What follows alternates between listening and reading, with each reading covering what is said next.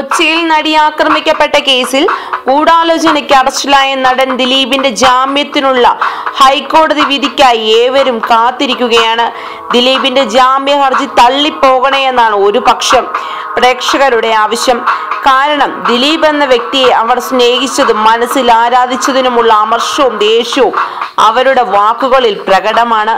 കൂടുതൽ പേരും ചോദിക്കുന്നത് ദിലീപിനെ പോലൊരു ജനപ്രിയനായ നടനെ ഒരു ശക്തമായ തെളിവില്ലാതെ അറസ്റ്റ് ചെയ്യാൻ ഈ സർക്കാരും പോലീസും തയ്യാറാകുമോ എന്നാണ്.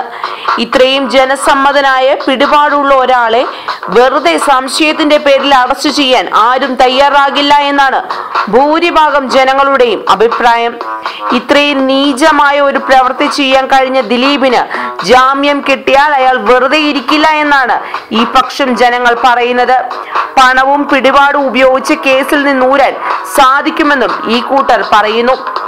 അതേസമയം ദിലീപിനെ അനുകൂലിക്കുന്നവർ ദിലീപ് എന്ന അവരുടെ ജനപ്രിയ നടന് ഇത്ര ക്രൂരത ഒരിക്കലും ചെയ്യാൻ കഴിയില്ല എന്നാണ് പറയുന്നത്. ഇപ്പോൾ ദിലീപ് വെറും കുറ്റാരോപിതൻ മാത്രമാണ്. കുറ്റം തെളിയിക്കപ്പെടുന്നത് വരെ അദ്ദേഹത്തെ കുറ്റവാളിയായി കാണാൻ തയ്യാറല്ല എന്നാണ് പക്ഷം. ദിലീപിന്റെ സിനിമാ രംഗത്ത് തന്നെയുള്ള ചില മനഃപൂർവ്വം കൊടുക്കാൻ നോക്കുന്നതാണ് എന്നാണ് ഈ പക്ഷം ജനങ്ങൾ അഭിപ്രായപ്പെടുന്നത്. ദിലീപിന്റെ വളർച്ചയിൽ അസൂയ തോന്നിയ ചിലരാണ് ഇതിന് പിന്നിലെന്ന് ഇവർ പറയുന്നു.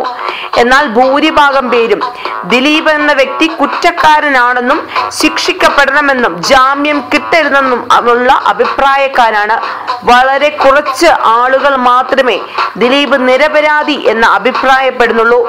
നാളെ ഏതായാലും ദിലീപിന് ജാമ്യം കിട്ടുമോ എന്ന് കാത്തിരുന്നു കാണാം.